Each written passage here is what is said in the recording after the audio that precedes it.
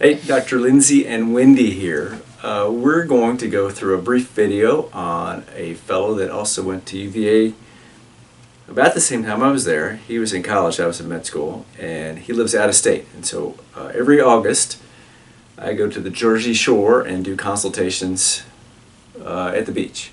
And this guy came and saw me last year, and he had some thin hair, but he looked relatively unremarkable, but he knew that hair loss was advancing towards his crown.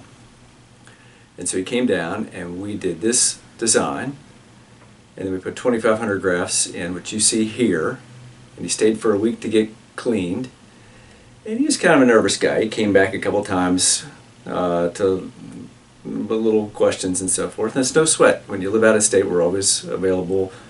I think he's got some family in the area. We saw him.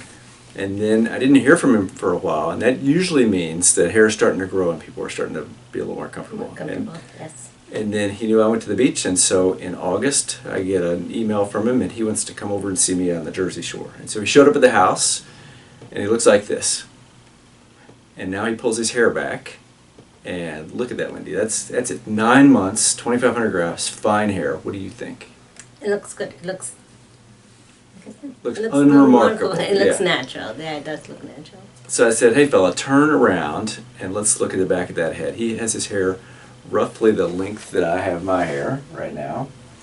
And he's a distance runner, and so he spends a fair amount of time exercising, and that's a pretty short haircut.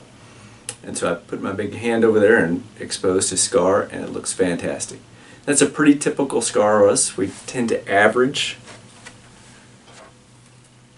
about 1.1 millimeters wide. I get about 10 per year that are super skinny scars. And every year I get 5 or 6 scars that aren't so good. And everybody gets sewn up the same way. So it's typically how the person heals if it's done by the same surgeon. But what do you think? Pretty easy case, huh? It was easy, yeah. And we do a lot of these cases. We do people from, let's see, last week we did 2 23 and 24-year-olds and 1 70-year-old. This guy's 40 or so. I mean, we do all age brackets, but the commonality is you got to plan for the future. So you do a hairline that will age well, and you make sure that you save hair for the future, right? If you have hair loss, yeah. Right. There's some people that can just do advanced on their hairline to the front. Right. If you don't have much hair loss in your family and you want to bring your hairline down a little bit, with the caveat that if you lose hair in the back, you may not have enough hair to cover a bald spot. Within reason, we'll bring that hairline down. We've got plenty of videos showing that. If we can help you, give us a call.